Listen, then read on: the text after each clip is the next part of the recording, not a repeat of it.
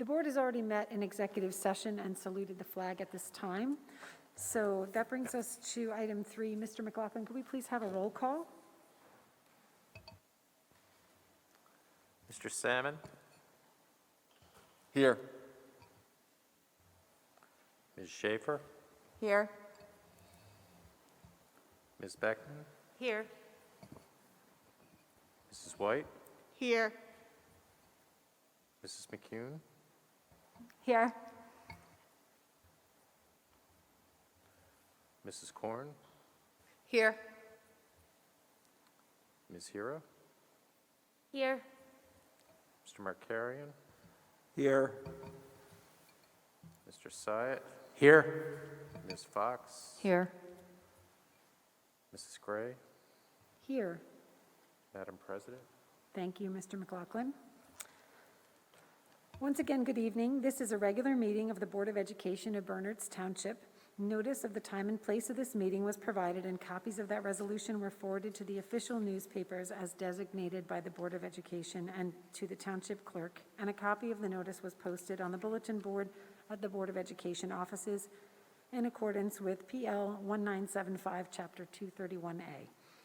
Due to the pandemic, the Board of Education requires that in-person attendees to this meeting complete and pass the visitor screening form provided at the sanitation station in the Ridge Performing Arts Center entrance. Wear a face covering, sit in a socially distanced manner from the members of different households to the greatest extent possible with the available seating in the auditorium, as designated with tape on the back of those seats. Maintain social distancing if waiting in line to make a public comment. For those members of the public who are unable to attend our meeting in person, there are 2 live stream links of the meeting posted through the district website, www.bernardsboe.com. The 2 live stream links are both airing our meeting. Each simply backs up the other to be prepared for a possible technical difficulty. We very much welcome input from the public. There are 2 times during regular meetings that the public is invited to speak. One time is early in the meeting before the board votes, when you may speak about any item that is listed on tonight's agenda. Toward the end of the meeting, there is another public forum to address any matter of public concern related to the schools. When you approach the microphone, please state your name and address. Each statement made by a participant shall be limited to 3 minutes duration. No participant may speak more than once during a given public comment session. In order to run efficient meetings and allow maximum opportunity for members of the public to speak, the board reserves the right to set a different time limit for individual comments and/or set an overall time limit for the public comment portions of the agenda. All statements shall be directed to the presiding officer. No participant may address or question board members individually. For those members of the public who are not attending our in-person meeting, public comments may be submitted via email. Starting at 7 p.m., email your comment to btconnect@bernardsboe.com or text your comment to 908-292-3047. Use public comment as the email subject or the start of a text message. Indicate your indicate your first and last name and address. This is required for your public comment to be included. Public comment made in person will be processed first, then comments submitted by email. No public comments sent via email will be accepted before 7 p.m. or after item 19, board forum. Please understand the public comment portions of our agendas are not structured as question and answer sessions, but rather are offered as opportunities to share your thoughts with the board. The board may or may not respond to public comments. Any board responses to public comments will generally be addressed during board forum or during committee reports. However, all comments are considered and will be investigated and addressed as appropriate. Please be courteous and mindful of the rights of others when speaking. Comments may not be abusive, obscene, threatening, or irrelevant. Please understand that students and employees have specific legal and privacy protections. The board is not permitted to respond in public to comments about students and employees. Please also understand that the board will not be responsible for the content of comments made by members of the public. Members of the public are cautioned that they are speaking at their own risk, and any personally directed statements they make may subject them to legal liability to the affected individual. If it is necessary for the board to go into executive session at the end of the meeting, we will provide an estimated length of time for the session and whether any action is anticipated to be taken upon returning to the public session. With that, we are up to our student representative report with Juliet. Good to see you, Juliet. Hello, thank you so much for having me. First, I'd like to congratulate the Ridge Drama Club for their fantastic performances of the Cats musical. We are all so proud of their hard work. Additionally, numerous Ridge athletes were honored as April's Athletes of the Month. From baseball to gymnastics, golf, and tennis, Ridge athletes continue to impress. In particular, the Ridge High School competitive cheerleading program captured their first national championship at the 2021 UCA National High School Cheerleading Championship that took place virtually during the weekend of April 23rd to 25th. Lastly, as the year begins to wrap up, there are countless events that seniors like me are looking forward to, like awards night, prom, and graduation. It's been a tough year, but I'm so excited to see all of my fellow students celebrate the end of this year triumphantly. Thank you. Thanks, Juliet. Our next item is the superintendent's report. Mr. Markarian? Thank you, Madam President. There's 3 items. We have a bus evacuation drill, receipt of our HIB report for May 24th, and some new clubs for Ridge High School. After that vote, perhaps I could share a few other things that have come across my desk that I want to share with the public. So could we have a motion, please? Mrs. Korn and Mrs. McCune? And a roll call for those items, please, Mr. McLaughlin. Mr. Salmon, Yes. Ms. Schaefer, Yes. Ms. Beckman, Yes. Mrs. White, Yes. Mrs. Korn, Yes. Ms. Hira, Yes. Mrs. McCune, Yes. Mrs. Gray. Yes, Thank you, Madam President. thank you. So we're up to public comment. I'm Just sorry, be- Madam President. I'm sorry. Oh, I'm so sorry. That's okay. You I have just a lot had of things to I say. just had a couple things. I'll keep it brief. No, I wasn't trying to get you off, I swear. No, it's okay. So, first of all, I just wanted to take a minute to thank everyone for the effort that went into just setting up for tonight. Obviously, this is our first in-person Board of Education meeting in quite some time, so I'm really, really excited and just amped up that we got to see each other in person. It's nice to see flesh and bone instead of Zoom screen, so it's just super that everybody could be here, and I thank everybody for their willingness to participate in an in-person meeting. It's great. You know, every day I'm just counting our blessings that we've been able to have our schools open for full days, and just been really, really excited to see positive news in general with respect to health conditions in the town and around the state. So it's just super, and I'm glad we could be here tonight. Hopefully as things move forward and assuming everything keeps going well, we can get into a bit of a groove and have some more folks come and be here with us. But it's great to see everybody in person, so thanks for that. And also I'm pretty sure Ruchika Hira, welcome to Ruchika. She's our newest board member, and I think this is your first in-person Board of Ed meeting? Yes, it is. So welcome, Thank you. welcome, and it's great to see you here in person. So with that said, I just wanted to share one item that has been something that we've been monitoring recently, which is basically our third round of potential federal grant funding, APR, or the American, I just blanked, Recovery. I said it wrong, not APR, ARP, right? American Recovery Plan. So there's this is also often referred to as ESSER 3, or the next round of potential federal grant money for schools. And as part of that effort, we have to submit a new plan for our instructional programs focused on the pandemic response by June 24th. We are supposed to get guidance today on what elements that new plan has to have in it. And we're also supposed to learn what potential financial allocation is available to our school district. But as of yet, I have not seen that information come across the wire, so we'll have to be patient for it. But I did want to let the board know that this is something that we have to work on basically in the next month. And as part of the new plan that we have to submit by June 24th, we need to have an opportunity for the public to comment on what elements of that plan that they would like to comment on and provide some input. So at our next Board of Education meeting, not tonight, but at June 7th, when we get that item on the agenda, you'll see a specific item on our agenda for public comment on the formation of our new plan, which is being referred to as the Safe Return Plan, which I questioned a little bit because I said, well, I feel like we've returned already. Everybody that wants to come to school is welcome to come to school. But nonetheless, we are required to develop a safe return plan and submit it by June 24th.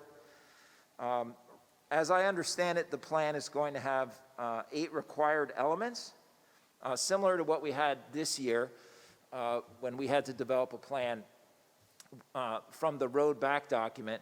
You might remember that we had to have certain minimum requirements in the road back guidance document that had to be part of our plan for this year.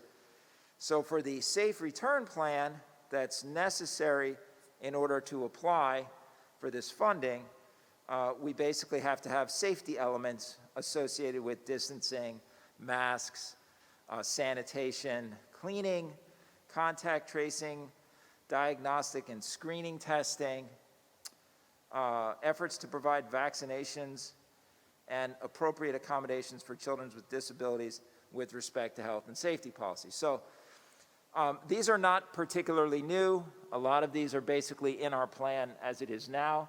So in a way, we kind of need to update our plan for June 24th. So just to give you a heads up, you will see an agenda item at our next board meeting on June 7th for gathering public input on those areas that I just described, and I'll certainly make it clear to the public what we're looking for their comment on when we go to develop that plan.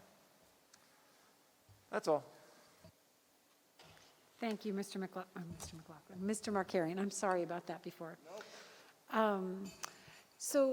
Just before we go to public comment, I just want to say welcome to the members of the public that we see here. It's nice to have a few people in the audience, some of our regulars, and then I guess some new faces, it looks like. I just want to call out one particular person. Mrs. Zarabera is here with us, and I think we would probably all agree we don't know how we would have gotten through the last whatever number of months it is now without her support and guidance for our nursing department. So thank you for being here, and thank you for all that you have done for us. And with that, I'd like to open public comment. Is there anyone in the public who would like to come forward and make a comment? Okay, I don't see any movement at the moment. So maybe for non-agenda items, we'll see. With that, we are up to... Oh, I'm sorry, I forgot. Being in person made me totally forget about that. Yeah. Right, at this time, we don't have any public comment on agenda items. Okay, so then we'll move to the approval of minutes. So could we have a motion, please? Mr. Salmon and Mrs. White. And then a roll call, Mr. McLaughlin. Mr. Salmon? Yes. Ms. Schaefer? Yes. Ms. Beckman? Yes. Mrs. White? Yes. Mrs. Korn? Yes. Ms. Hira? Yes. Mrs. McCune? Yes. Mrs. Gray? Yes.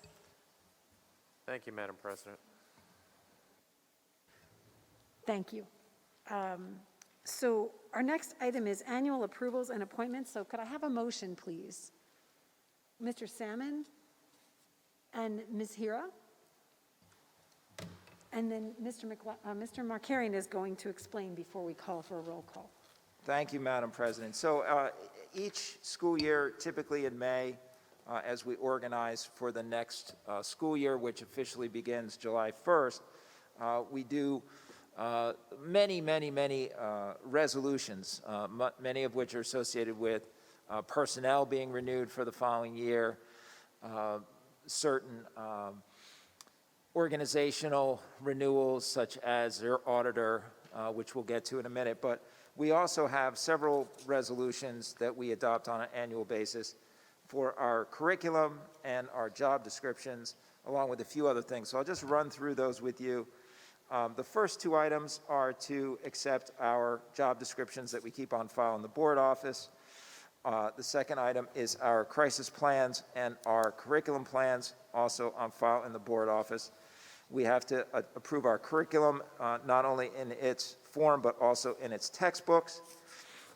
The third item is with respect to our purchasing agent, who is qualified to make purchases up to the bid threshold of $44,000, and we have to name our school business administrator, Mr. McLaughlin, as the qualified purchasing agent for the district. Item 4, we name Mr. McLaughlin with the ability to award contracts up to the prescribed bid limit described in item 3, and also for handling contracting for items that are above the bid threshold of $44,000. Item 5, we have to appoint specific individuals to titled positions. We have several there. We have Ms. O'Connell, who's our liaison for homeless. We have Mr. Syatt, who handles the affirmative action and Title IX coordination. Ms. Smith is our substance awareness officer.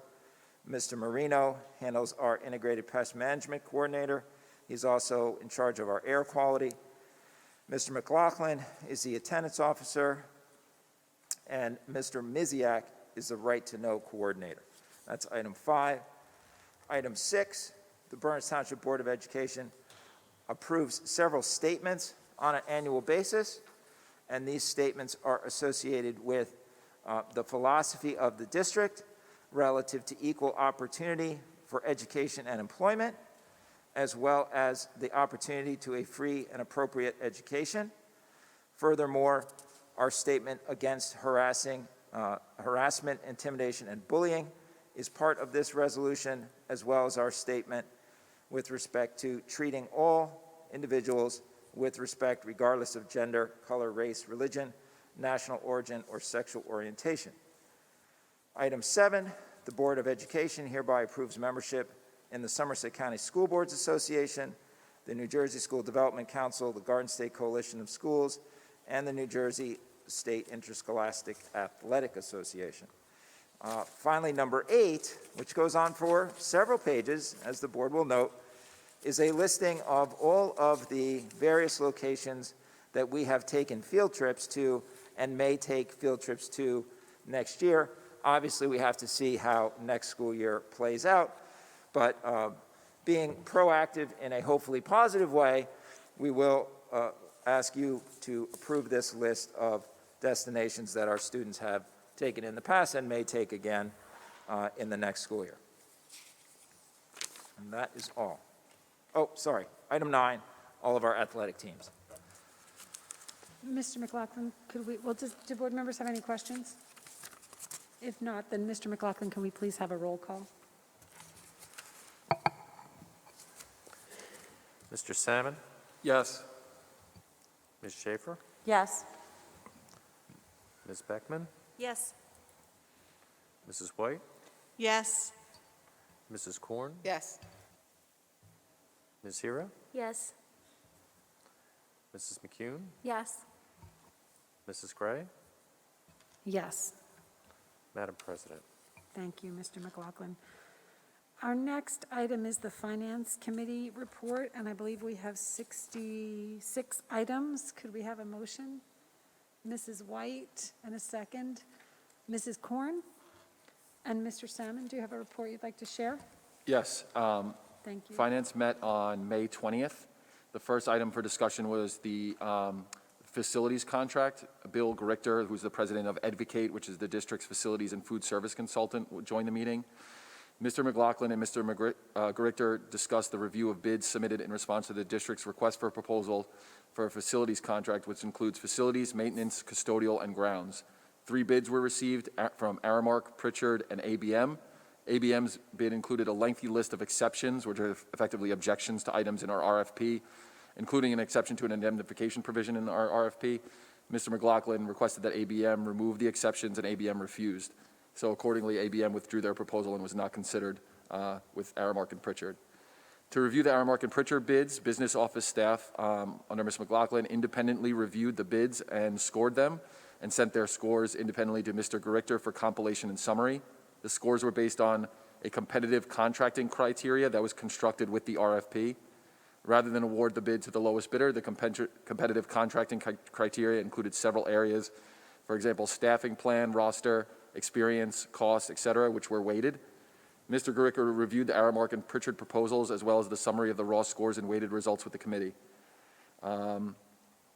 In going over the committee results, the committee spent significant time discussing its concerns about the challenges that outsourcing has presented in the past with both the consistency and level of service in certain areas of these operations, and sought to understand the market options presented by these 2 proposals.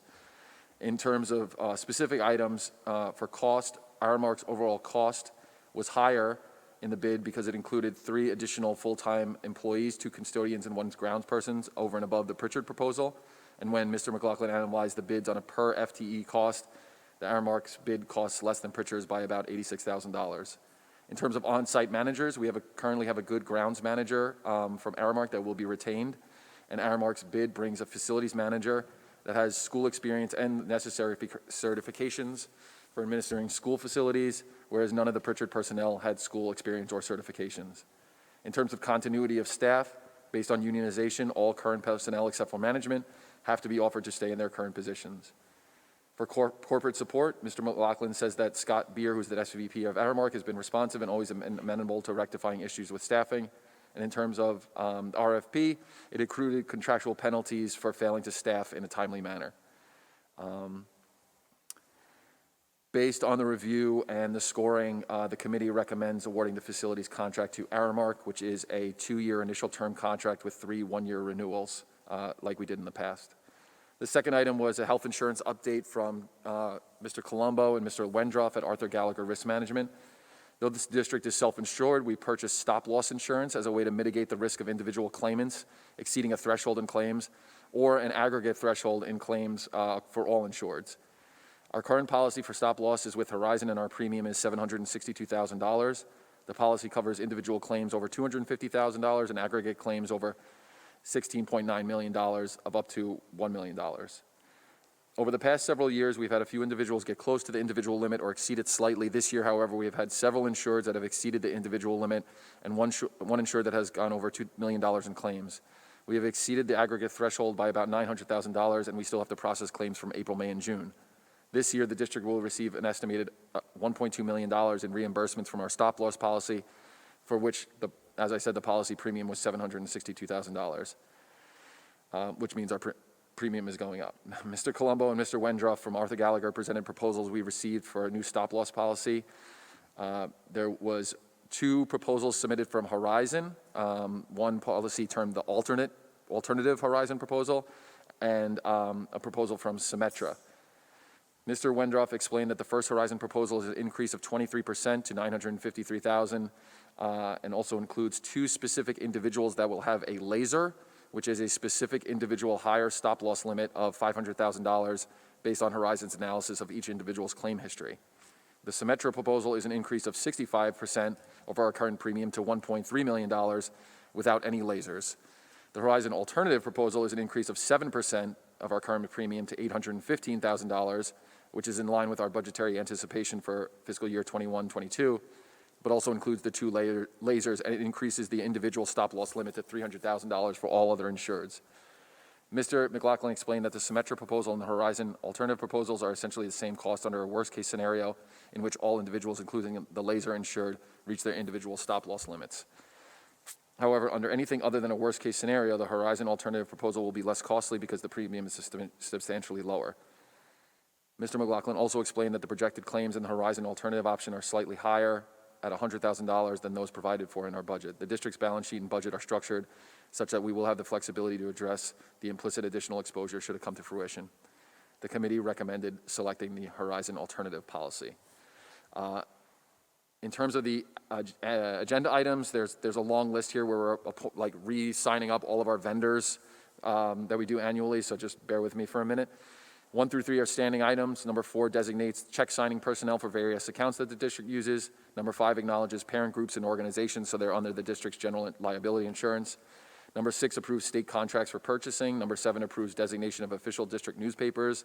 Number 8 authorizes the business administrator to maintain funds and approve public depositories. Number 9 approves the tax shelter annuity companies. Number 10 maintains memberships and purchasing co-ops. Number 11 approves 21-22 facility use fees. Number 12 approves subscription busing fees for 21-22. Number 13 renews the board's law firm, contract with the retainer with the board's law firm. Number 14 renews the contract with Arthur Gallagher Risk Management for general liability insurance. Number 15 approves contract with Educational Data Services, which is a platform for staff to order supplies. Number 16 is the renewal for health benefits and risk management guidance from Arthur Gallagher. Number 17 appoints Construction Counsel. Number 17 approves a contract with Phoenix Advisors to ensure reporting requirements to the Municipal Services Board for our outstanding municipal bonds that have to be reported to the MSRB. Number 19 appoints Strauss Esme as our policy advisor. Number 20 appoints Wisson Company as our annual auditors. Number 21 appoints Anthony Scarillo as Labor Counsel. Number 22 appoints Dr. Spiesler as the district physician. Number 23 appoints Doctors D'Agostino and Hunt as football team physicians. Number 24 appoints Dr. Silverman as the sports medicine physician. Number 25 appoints the treasurer of school monies. Number 26 approves the district tuition rates. Number 27 renews our dental insurance contract with Delta Dental. Number 28 approves a contract with Horizon for the stop-loss insurance that I just discussed. Number 29 approves a contract with Horizon for administrative services. Number 30 approves our transportation contract with Barker Bus. 31 approves a contract with Kensington Bus. Number 32 approves a contract with Del Val High School for providing, or transportation services to provide bus rounding and scheduling services. Number 33 approves a contract with Spiesel as the architect for the Oak Street roof project. Number 34 awards the facilities contract to Aramark. Number 35 is a disposal of equipment. Number 36 accepts a donation from Equitable Excellence for professional development. And number 37 accepts a donation from the Regeneron Science Talent Church. 36 and 37, these donations were a result of a student, Angela Zhu, who won a scholarship for leadership work for the Equitable Excellence Award and also won the Regeneron Science Talent Search. So great job, Angela. 38 through 40 are student evaluations. Number 41 amends a contract with a speech service provider. Number 42 is student services. 43 through 63 are extended school year and out-of-district placements. Number 64 approves a settlement. And number 65 and 66 appoint Advocate as the consultant for the facilities and food services for the district. That's it. Any questions for Mr. Salmon? Okay, then, Mr. McLaughlin, could we please have a roll call? Mr. Salmon, Yes. Ms. Schaefer, Yes. Ms. Beckman, Yes. Mrs. White, Yes. Mrs. Korn, Yes. Ms. Hira, Yes. Mrs. McCune, Yes. Mrs. Gray. Yes. Thank you, Madam President. Thank you, Mr. McLaughlin. Our next item is the Personnel Committee report. Mrs. McCune, is there a report? Yeah, there is, and there's, I think, 29 items. Okay, so can we have a motion, please? Mrs. Beckman and Mr. Salmon. Okay, the Personnel Committee met on May 21st. Most of the discussion, it was a short meeting. We're having another one fairly soon. But a lot of the discussion was about staffing for fall. The typical, news from Mr. Syed about how hiring is going for certain positions and things like that. A couple things I wanted to point out that are different that we talked about. We talked about staffing for summer health screenings because the state extended the deadline and students are able to get health screenings if their parents want them to over the summer. So that's not something that's typical. And then also, I think everyone would have seen in their Friday blasts the vaccination opportunity for students. And so we need to have some staff members help with that process. So those are just two things I wanted to point out when I'm going through. We talked about enrollment numbers for elementary for the fall. They have been going down the last several years, and we had the demographers report a while ago, but then COVID hit. So there's a lot of uncertainty. Right now, the kindergarten numbers look very low, but there's a lot of uncertainty as to, there's a lot of houses that have sold in town. We don't know how many people haven't registered their students yet, or people are waiting to make sure whether there's aftercare or before care and different things like that before making the decision about kindergarten. So we are kind of just trying to stay flexible and keep monitoring it very, very closely going into the summer, because there's always a little bit of uncertainty in people that register late, but this year could be even more than normal. So if you know anyone out there, tell them they need to register their kids if they're coming in the fall. And even not just kindergarten, any elementary kids that have moved in that aren't on our radar. And then we talked at the meeting about the funding that Mr. Markarian already talked about, the ESSER funding, in terms of how it could impact staffing if there's a bill that I don't know the exact status of in Trenton that might extend the opportunity for special education students to stay past the age when they would have aged out, so that could impact staffing. So we're waiting to hear more about that, but we did discuss that at the meeting. And I think that was it that I can report out on. Any questions for Mrs. McCune? Mr. McLaughlin, could we please have a roll call? Mr. Salmon, Yes. Ms. Schaefer, Yes. Ms. Beckman, Yes. Mrs. White, Yes. Mrs. Korn, Yes. Ms. Hira, Yes. Mrs. McCune, Yes. Mrs. Gray, Yes. Madam President. Thank you. I meant to say this twice before. Juliet, I just wanted to say what we normally say when we're in person. It's relearning everything. We don't expect you to stay. You're most welcome to stay, but please feel free to, head out if you'd prefer. I don't want to put any pressure on you either way, but I just wanted to acknowledge that we don't expect you to stay. With that, we are up to the Policy Committee report. Mrs. Korn, I see we have We have one item one for voting approval. item. So, Right, so could we have motion? Ms. Beckman and Ms. McEwen? And then, okay, and then I have minutes, yeah. thank you. So the policy committee met on May 10th. There was a discussion regarding policy 5111, which is tuition in practices. The Bernard's Board of Ed has tuition contracts to provide instruction for students who are not residents of Bernard's Township. These cases are almost exclusively with school districts for students with special education needs. The policy does allow for private contracts that would be between parents who want to send their children to Bernard's Township schools but do not live in town. There will be a variety of reasons, including a shortage of homes available for sale, but they want to move to town, but they just can't get here yet. These tuition payments are miscellaneous revenue and could possibly offset rising costs, such as a new benefit plan imposed by the state, Chapter 44, and unionization of the custodial workers. The question is if the board wants to open up to private contracts between the school and parents. The district receives upward of a half a dozen requests per year regarding this. The pros would be the revenue. The cons would be deciding who we would allow to attend the district schools and how to control enrollment. At this time, the policy committee would like to table the issue as we have many issues to contend with this year with reopening of the schools. And Mr. Markarian is going to keep track of requests and look into how other similar districts are handling this issue. The next discussion was regarding policy 2330, which is homework, and it was really regarding the regulation. Ms. Fox joined the meeting to explain an update to the homework guidelines related to the implementation of the rotating drop schedule at Ridge. The impact would be on the homework guidelines for recess periods, which would be when you're on vacation, the vacations in the school calendar, where now 9 to 12 homework, grades 9 to 12 homework cannot be assigned to be due for a week after return from a recess or a vacation. with the implementation of the rotating drop schedule's 4-day cycle, new language was added that homework cannot be collected until the first 4-day rotation, until after the first 4-day rotation. Therefore, if we're back on Monday, kids cycle through all their classes in 4 days, Monday through Thursday. The first day homework can be collected would be Friday, which is the first day of the next cycle. It might not be the same for all students, but that's would be the first day it could be collected. In the student handbook, assessments were addressed.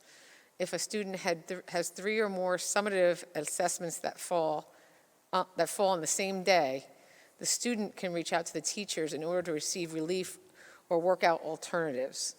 This would be for tests that take a lot of preparation in advance to prepare for the actual tests. So that were the 2 things we discussed regarding that. Also, with the return to instruction policy, we talked about again. we discussed facility use, and private facility use is going to be allowed in the summertime for the Berners Township school facilities. The playgrounds now can be used, woohoo, and they're going to be cleaned once daily. The locker rooms are open for only spring athletes at Ridge. Each athlete is assigned to 1 locker to use, and then this has already happened. The schedule for lunch, May 3rd, the normal bell schedule was implemented, and students sit 3 feet apart, masks are worn, lunch seating is 6 feet apart. And then we discussed the executive orders and the end-of-year activities. The last executive order, I don't even know if there's a different now, but when we discussed this, was 250 people outdoor and 500 indoor, but I think the limitations are totally gone now. I don't think there's any limit. And then, because on May 19th, there's going to be no outdoor attendance limits, and attendee groups will stay 6 feet apart from other groups. So now, now there's no attendance limits for outdoor events. Your group has to just stay 6 feet away from other people's groups. And that's good news for graduation.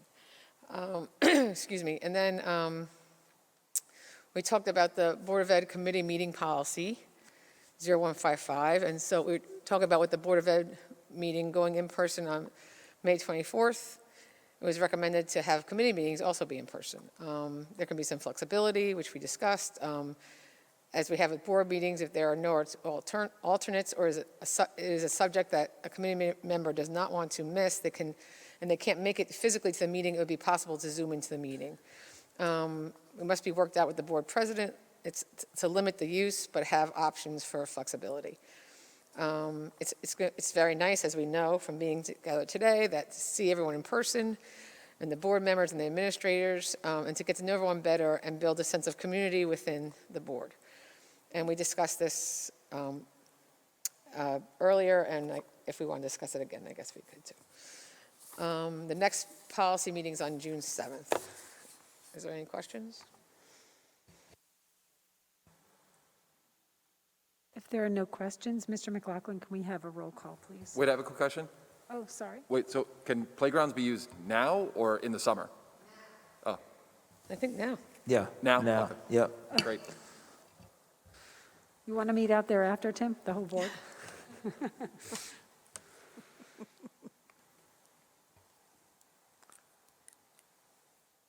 Mr. Salmon, Yes. Ms. Schaefer, Yes. Ms. Beckman, Yes. Mrs. White, Yes. Mrs. Korn, Yes. Ms. Hira, Yes. Mrs. McCune, Yes. Mrs. Gray. Yes, Thank you, Madam President. thank you. Okay, so our next item is the Curriculum Committee report. Mrs. White, I see we have one item for Yes. voting, so could we have a motion on that first? Mr. Salmon and Ms. Schaefer. Thank you. And Mrs. White, you have a report? Yes. Thank you. The mathematics textbook approvals, which we just talked about. In this past August, the current publisher of our textbooks reached out to Mr. Colmer and shared that the online version of the Algebra 1, Geometry, and Algebra 2 textbooks that have been used My glasses are getting foggy, so now I have to try to do it without my glasses. Okay, that are being used were no longer going to be supported due to some features requiring the use of Adobe Flash. Mr. Colmer was able to negotiate and preserve online access for the 2021 school year. A search for new textbooks began as it was concluded that the online textbook is in fact used by students. A textbook committee was formed made up of department volunteers from each subject area. They then explored 6 or 7 other textbooks and through consensus selected Envision AGA Common Core Geometry, Envision AGA Common Core Algebra 1, and Envision AGA Common Core Algebra 2. Envision was formerly Pearson. It offers great tools that benefit the curriculum, such as an interactive platform, Desmos. Desmos is a free platform that teachers have been able to use this year. This textbook is only for CP Algebra 1 and 2 at the high school. The algebra textbook in use at William Annan will remain the same. Geometry at William Annan will be getting a new textbook. Currently, Mr. Colmer is awaiting word from the company of a warranty to guarantee how long access to the online textbook will be available. And then we just approved the items. We then talked about revisions to the Quest program. Revisions made are specific to Quest but will support other curriculum. Goals are to provide an enrichment special for all students in K through 5 and to provide enrichment and gifted programming that seeks to provide students with opportunities to explore their talents in natural areas of interest. The rationale for this change is to decrease the disruption caused by a G&T pull-out program, to separate the advanced mathematics program from the Quest program, to provide additional mathematics support, and to embed technology, digital media, and career readiness into the Quest curriculum, as well as all other content areas. In order to accomplish this, the recommendation has been made to repurpose 2 elementary teachers into the role of math specialists. Therefore, for the 2021-22 school year, each elementary school will have 1 Quest teacher, 1 media specialist, and 1 additional math specialist. This adds 2 full-time math specialists to the district staff. Schedules and procedures will be developed as part of summer curriculum writing and will include type 1, 2, and 3 activities. Quest will be a regular special once a week for all students. In addition, blocks of time for additional Quest programming for identified students and students involved in Level 3 projects will be scheduled. Standard 8 of Computer Science, Design, and Standard 9 of Career Readiness will be reviewed and integrated into the new curriculum. The new model offers flexibility while also meeting the needs of a greater number of students. Quest has predominantly remained the same the past 2 years. The changes proposed offer differentiation in process, content, and outcomes. The program will become flexible and more fluid in meeting children's needs. We then received an update on the summer geometry. Information was sent out in March to parents and students about the possibility of taking geometry during the summer as an alternate pathway to Honors Algebra 2, which puts students on a 2-year ahead pathway. Final numbers are not available yet as to how many students who have expressed interest will meet the criteria to participate. This would be offered virtually this summer. Spring MAP scores are needed to determine if students meet the criteria for this summer course. If enough students do not qualify, the course will not be able to run. If this is the case, for those students who do qualify, they will be offered the option to double up and take both geometry and Algebra 2 as a freshman to keep them on the trajectory that they want. A marking period 3 grade analysis was completed as in previous marking periods to compare the grades of virtual and blended students and had similar results to prior marking periods. There's no data that jumps out to support that virtual or blended students are performing more successfully than the other. There are a small number of courses that have a section of virtual students with a 4-point higher grade percentage and an equal number of sections of blended students performing at a 4-point higher grade percentage. Supervisors have reviewed the data and investigated any course with gap as warranted. Therefore, there is no data to support that virtual students are at an advantage. The summer reading March Madness winners were announced. Students were finally able to finish the March Madness voting process and select the summer books. The winners are the two for fiction are Home Before Dark by Riley Sager and Patron Saints of Nothing by Randy Rebay. And for nonfiction, A Very Punchable Face by Colin Jost. And They Called Us Enemies by George, I'm going to blank, is this Takai? He's Star Trek, that much I know. As in past years, CP courses will require students to read one book, while honors courses will require students to select 2 books to read. New Jersey Department of Education standard revisions update was given. Ms. Fox shared that the Department of Education has extended the schedule for districts to implement the 2020 New Jersey Learning Standards. All standards have been pushed to 2022, and the district does not need to complete this over the summer. All summer projects will begin the work to implement the new standards with the expectation for full implementation in fall 2022. This impacts visual and performing arts, comprehensive health and physical education, science, social studies, world languages, computer science, and design thinking, and career readiness, life literacies, and key skills. The summer support flyer was sent out to parents for students in grades 2 through 5, inviting them to participate in the 2021 summer support program.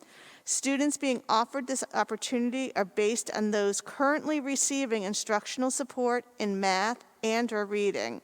During May and June, K through 1 students will be assessed in literacy only, and then will be invited based on a determination that they will benefit from summer support and will receive an invitation to participate. Our next curriculum meeting will be June 4th.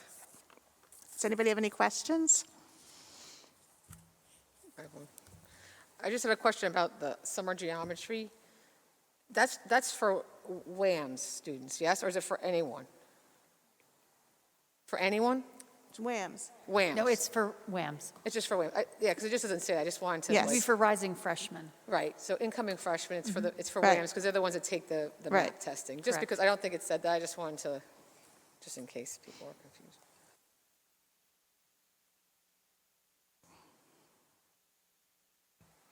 Okay, if there are no other questions for Mrs. White, if we could have a roll call, please, Mr. McLaughlin.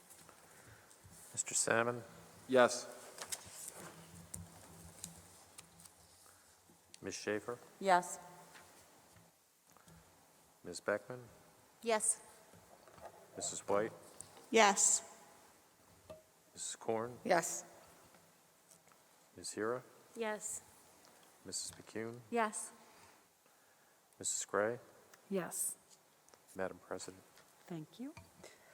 Our next item is the Wellness Committee report. Wellness Committee meets this Thursday, so I will report out at our next meeting. Thank you very much. And that brings us to our Liaison Committee reports.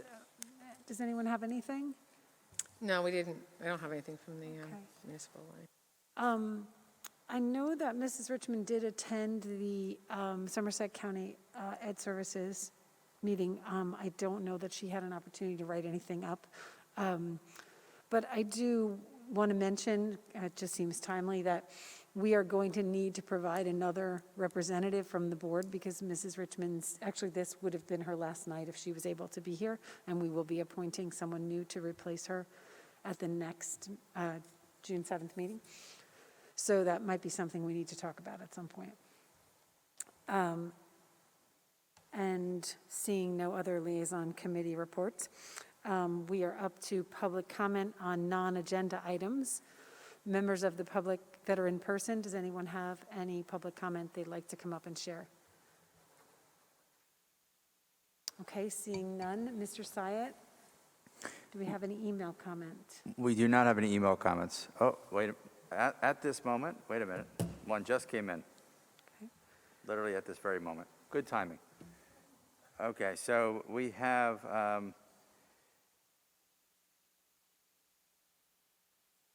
long email. Okay, let me just, of course, I don't have my glasses.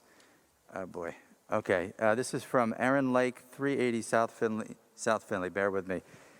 It is inconceivable to think that there is a group of students who set themselves on a track 4 years ago in an accelerated language program, had their confidence diminished and their fair opportunity for taking said test stolen from them by an extremely poor administrative decision. It was incredibly neglectful by administration to choose to hold an AP language test that contains a large audio portion in a gymnasium. In the gyms, anyone that has watched a basketball game or a fencing match would know that this is the last place an audio examination should be held. The group of students deserves better. They were not discouraged to stay on this accelerated track and take an AP course and its corresponding test this school year, despite only receiving approximately 67% of their in-class instruction due to the abbreviated schedule for the majority of the year. These students committed to a program that's culmination was the AP test. 4 years of effort, of diligence, of studying, and of mastering fluency in a foreign language all came to an abrupt collapse last week as the students faced the most unsatisfactory test environment, the direct result of a bungling decision to use a gymnasium for a test dependent on audio. While I realize emails have been sent and phone calls have been made to come to a solution, this was an irresponsible and irreversible mistake. Additionally, it has been reported that at least one AP language test was allowed to use headphones, while other AP language tests were dependent on gymnasium sound systems. I thank the teachers who have advocated above and beyond for their students, who have consoled their students after the botched test administering, and who have been their biggest cheerleaders both before and after the AP test. And I thank the students for the resiliency and determination to take on these academic challenges despite the BTSD not having these students' best interest at the forefront of all the planning that occurs in district. It is my hope that as much time and energy that was devoted to getting these BOE meetings up and running back in person was given to preparing the facilities for AP test taking, but that does not seem to be the case. These students deserve better. And while I understand solutions will need to come from the College Board, a solution that potentially could include having the students retake the audio portion, I ask you to put yourselves in these students' shoes and realize what a huge ask that is for them. Yet if given that option, I unequivocally believe all of them would sit through more testing in order to have a fair opportunity to be able to adequately hear the audio portion of the AP test. There is no reason these tests could have been administered in smaller classrooms, especially given the simple fact that these tests contain sensitive audio portions. I implore this administration and the board to stop making decisions out of fear. It is harming our children. The fear-based decision to put up plexiglass on desks that obstruct the view of the board in classrooms. The fear-based decision to have students sit on a 5-inch curb to eat their lunch. The fear-based decision to hold off so long to reopen classrooms for full-day instruction. And most recently, the fear-based decision to prioritize 6-foot distancing for AP tests containing a significant audio portion over providing an environment for successful test taking. AP students were required to sit 6 feet apart in a gym where wrestling matches were held mere weeks ago. Not only were these parameters not in compliance with the recent guidelines, but the simple decision to keep students in a controlled educational environment of a classroom to take these AP tests should have been a logical choice. It does not take an AP student to understand or realize that was a flawed decision from the start and would inevitably result in an inability to hear the audio portion of the test. Our students deserve better. And that's all for public comment, Madam President. Thank you, Mr. Syatt. Is this something that maybe we want to have someone respond directly to the commenter about, or do you know something about it? I actually have to look into it and talk to Russ about it. I can circle back with her. Okay, so at some point after Mr. Markarian has had an opportunity to look into the concern, that will be addressed. And that brings us to board forum. Board members, Mr. Salmon. So it's nice to see everybody, obviously. So right now at the elementary schools, our current close contact quarantine policy is if there is a positive student or staff member in the classroom, we quarantine the entire class. I would like to ask that we change that policy to what we are currently doing at WAMS and the high school, in that we start with the definition of close contact, 6 feet, 15 minutes within 24 hours, and then do the investigation that Ms. Sarabara and the nurses do along with the Board of Health and Dr. Spiesler. Just some background. So the CDC and Department of Health define close contact as 6 feet, 15 minutes, which was changed to 6 feet, 15 minutes over 24 hours. That's still the definition. In the summer of last year, we established as a district-wide policy of quarantining entire classes if there was a positive test for COVID in that class. So that's when we had very large numbers of close contacts at the high school and the middle school. By early April, we had changed the policy at WAMS and Ridge to start with the 60 feet, 15-minute rule, and then investigate that Ms. Zarabera and the Board of Health and Dr. Spiesler do to determine if anybody else met the criteria for being a close contact. But at that time, we did not change the elementary policy. I'm not sure why. But so now I would like to request that we do change that policy at the elementary school to do the same thing that we're doing at WAMS and the high school. I know that there's not a lot of school left, but there's a lot of events left for fifth graders and field day for the little kids, and I would really hate to have to, I'd really hate to have any positives, obviously, but to take out an entire class or classes for a positive test would just mean that these kids would not get to participate in those year-end events or potentially spend the last week or 2 weeks of school in a quarantine or doing Zoom when they've opted to come to school. So I think that it would be consistent across the district if we changed that policy. So I'd just like to know how we can do that, if that's or any reason that we wouldn't want to do that.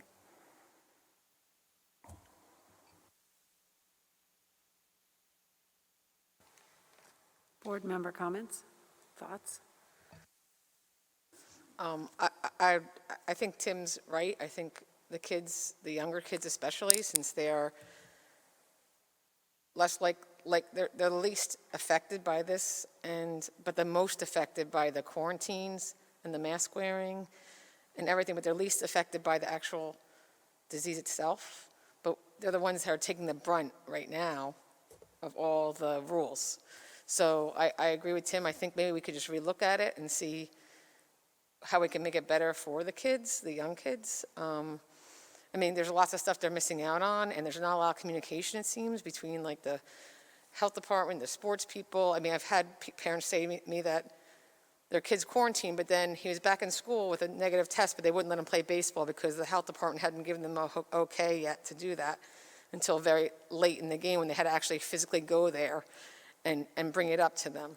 And I think all this affects the kids in a negative way. So it'd be nice to, especially since our vaccination rate is, for teachers, I think is pretty high, especially, and anyone who wants a vaccine who would be susceptible can get one now. And I just think it's something to look at and see what, and other schools, I believe, are doing that as well. They're doing the 6 feet, 15 minutes, correct, Tim?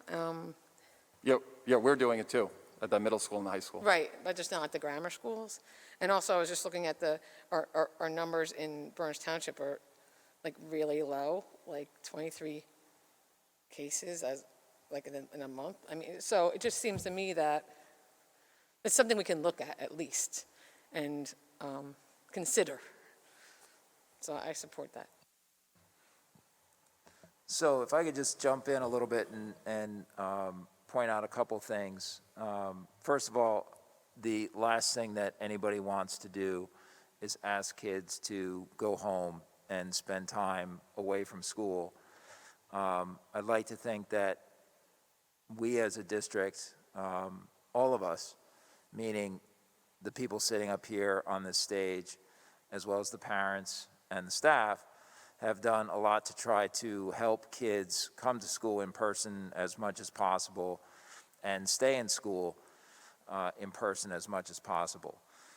We have tried to push, I would say, fairly aggressively relative to our peers around the state in order to make that happen. And I think that's been a huge lift and a collective effort by a lot of people. Parents, staff, administrators, and the board alike, not the least of which in the staff is the nursing staff, to try to help make sure that we can keep the schools open for kids. I think that the nursing staff, in particular with Dr. Spiesler and the local health department, have learned. They have evolved over the course of the school year at the request of the board, and also in response to their own experiences, because in as much as we'd like to say that we are guided by science, we are guided by science, but science is incomplete on this issue of contact tracing. And where it's incomplete, the best that we have is our own experience. And I think that the nursing staff, again with the health department and Dr. Spiesler, have all learned over the course of the school year where they can give and where they can take in an effort to keep kids in school in person. And on the subject of the 6 feet and the 15 minutes and the 24 hours, it's just not a simple thing. We'd like to say that we can pick on those 3 things and it's that simple, but even when you go to the CDC guidance, they do emphasize that that COVID-19 exposure risk is in fact influenced by proximity and duration of exposure. And I think that's why when you hear 6 feet and 15 minutes, that's proximity and that's duration, right? What if somebody were 6.1 feet for 2 hours? There's no guidebook on that. So we have to make the best judgments that we can. And the reason that things are different at the elementary school is that the kids are in a self-contained situation that currently is what, 5 hours a day? And we're guided by our experience. And one of the things that we experienced, unfortunately, recently was at Oak Street School, where sadly we had a situation of an outbreak in a classroom. And so to try to nip that in the bud, so to speak, the whole class was quarantined, and it turned out to be the right thing to do when we, do the Monday morning quarterback, and you look back and you say, wow, in that case, it was the right thing to do because a bunch of kids tested positive. And when that happens, our experience shows us that it goes into households, it goes into siblings, and it goes into family members. And so I think it was the right thing to do there. Unfortunately, we've also seen situations where, we've tried to make the best judgment we can, and we quarantine kids, and we don't see a spread. And so we try to learn from those experiences and fine-tune to the greatest extent possible. But when the science is inexact, that fine-tuning, sometimes you swing and miss, and sometimes you swing and hit, and you get it right. And it seems like you did the right thing and quarantined the right people, and other times it seems like you didn't. So it goes both ways. It's not perfect. I totally appreciate that, and nobody wants to send kids home, right? The other thing I would say is it's not just the elementary school. It's anywhere where we have a self-contained situation where the kids are together all day. That can affect the situation. I mean, we have that even here at the high school where we've seen classes of students have to quarantine.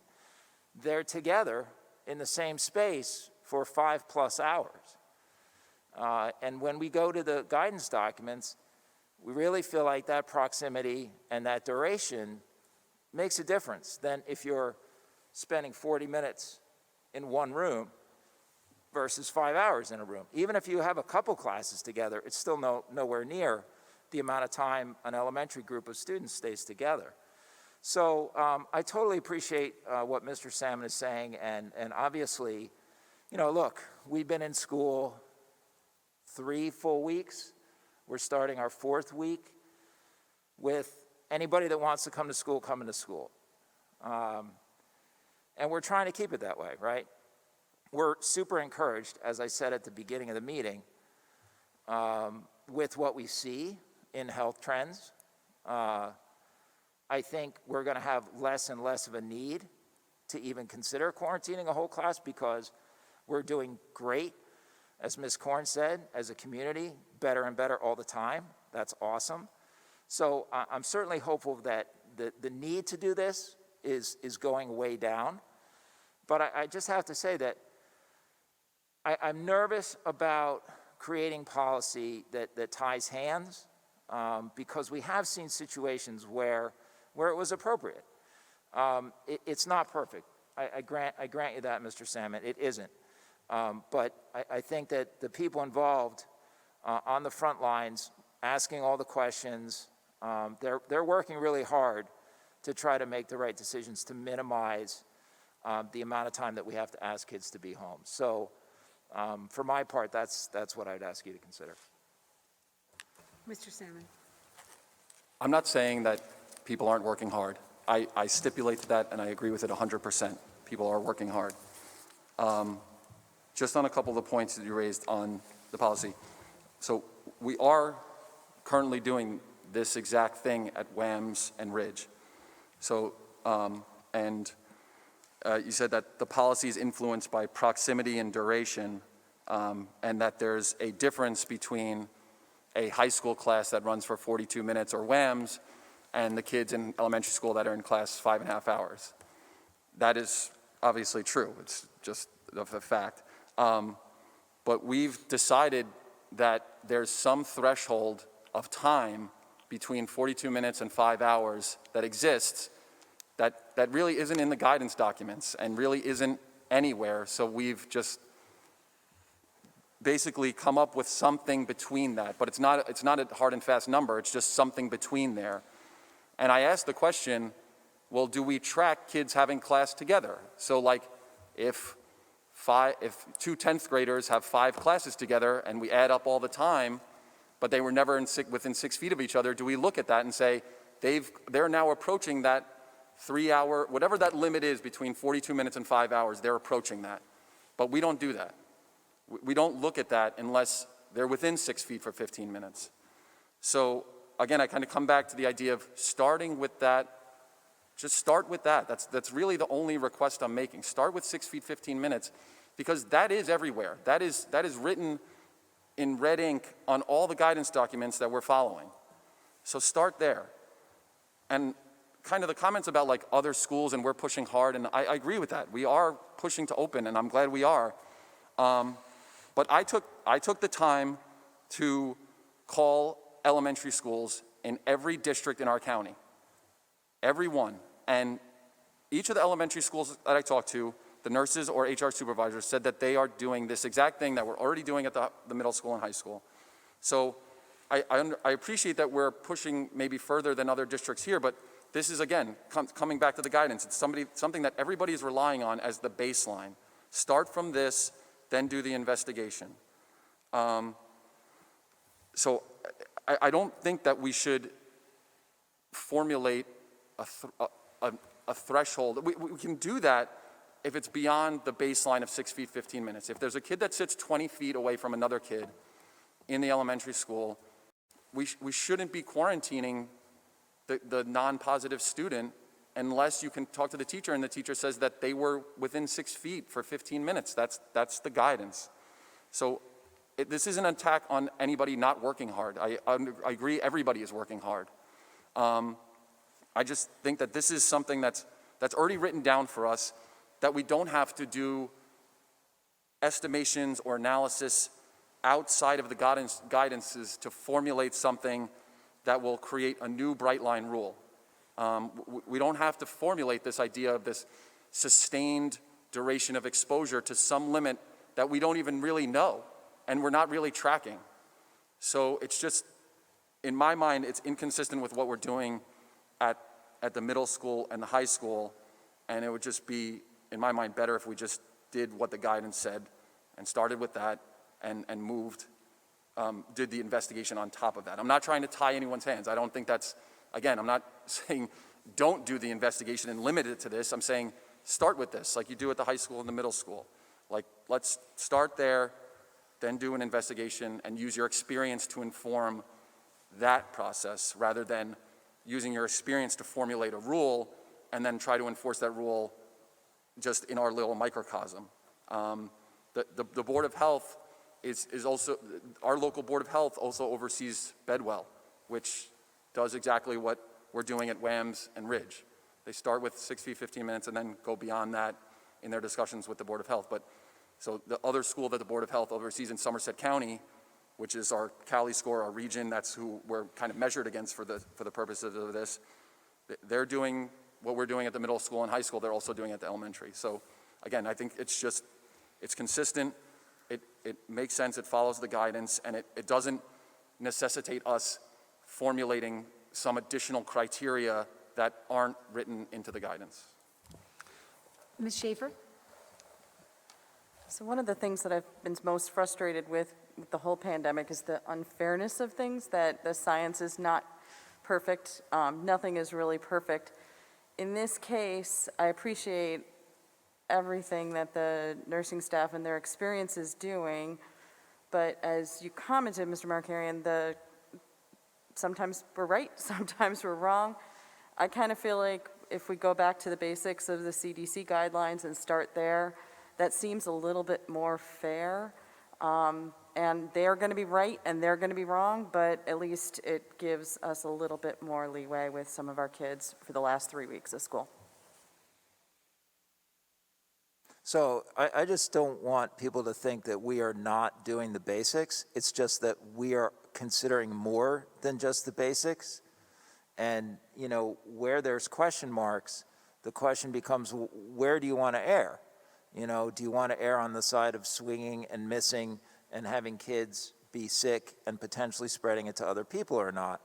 And, you know, as far as the difference between the elementary schools and the secondary schools, I mean, the thing that you have to remember is it's not only less time, it's time in different spaces. So when they're in a self-contained setting together, they're in the same room. They're not in different rooms. So it's just not the same analysis. We're not even doing that analysis.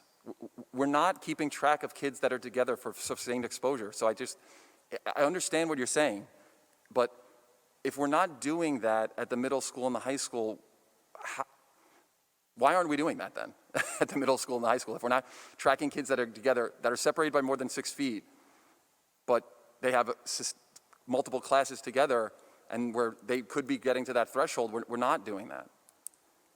So that is a different analysis that we're doing. I see that Ms. McEwen wanted to say something. Yeah, I'm trying to think, I'm like trying to look at the big picture of how things have gone over the year and the direction. I mean, obviously, like people said, the trends are looking much better now and the rates around here are so much lower. I mean, not that long ago, it was pretty bad, right? And so we were one of the first districts to blend cohorts and one of the first districts to bring everyone back all day and have lunch and stuff like that. So I feel like, you know, each time we did one of those new things, you know, we were waiting to watch and see, like, what's going to happen. And unfortunately, you know, we did have this, you know, situation in elementary school classroom, which was, you know, could have happened any time during the year. It just happened to happen now, you know. So it's kind of bad timing because we were on a really good trend, you know what I mean, lately with better numbers and moving towards not having to be quite as restrictive or not necessarily quarantining as many people. I feel like we're still moving in a good direction. Rates are going down, you know, more and more people are vaccinated, kids are getting vaccinated. So I think, you know, we're gonna have to keep adapting and changing. And, you know, we have been. So I feel like there's a lot of factors, like you guys are talking about how long, you know, the duration of being in a classroom and whether it's the same classroom versus having, you know, 3 classes with the same person but in different classrooms and stuff. Like we don't know the science behind all this for sure, right? We can only guess. And, you know, now there's, you know, what if it's a vaccinated adult that happens to be, you know, asymptomatic but tested positive for COVID versus a symptomatic person had been in the classroom versus, you know, an asymptomatic kid. There's other factors about whether you think it's real likely that there'll be a outbreak in a classroom, right? Depending on other factors now that weren't in the mix, you know, 6 months ago. Now you got vaccinated versus unvaccinated people and whether or not they could possibly spread something. So there's a lot of factors. So, I mean, I totally agree that I think we should be moving in a direction where we don't have to be quarantining as many people. I mean, that's what the data is showing, right? So like any time that we're erring on the side of a judgment call, I would hope we'd err on the side of, okay, things are much better now. We don't necessarily have to jump to quarantine everybody. You know what I mean? Like, it's depending on the situation, but also we have to allow for all these factors, right? And I wouldn't want to tell people you can't do it or you can do it, you know, the people who are doing the work, you know, and trying to figure it out, because there's a lot of other factors to consider. So I totally support moving in a direction where we don't have to quarantine such large numbers of people, you know, and maybe just quarantine the people that were the closest, or the people that, if there was a situation where we think there could be an outbreak or a person that may have been more, you know, likely to transmit it or something like that, you know, like looking at all the factors. So I just wouldn't want to say we are always going to do this or we're always going to do that without looking at all the factors. Mrs. White? The other thing I think is also important for us to keep in mind is how successful we've been this year in terms of we haven't had to close a school down.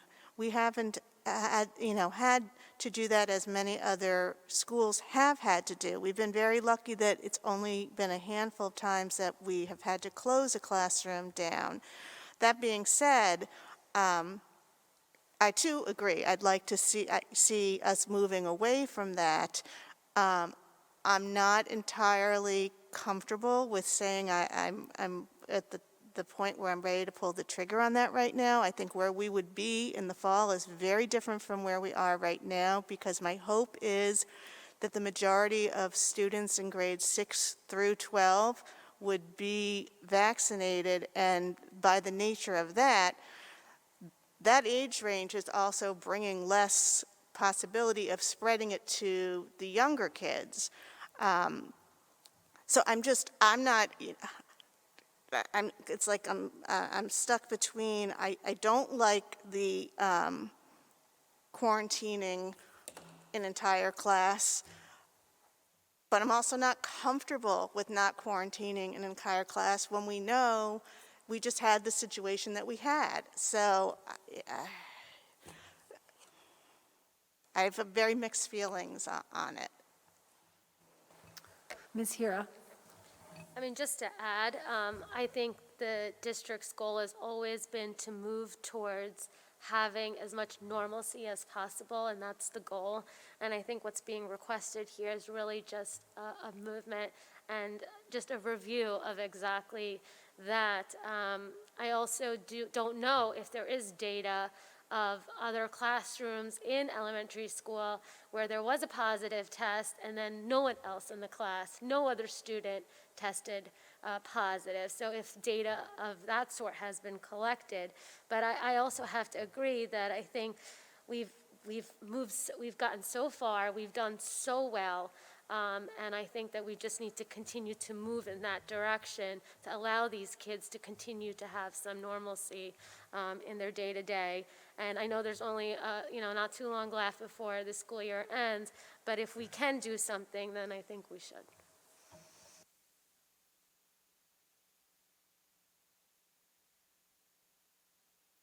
Anyone else want to add anything?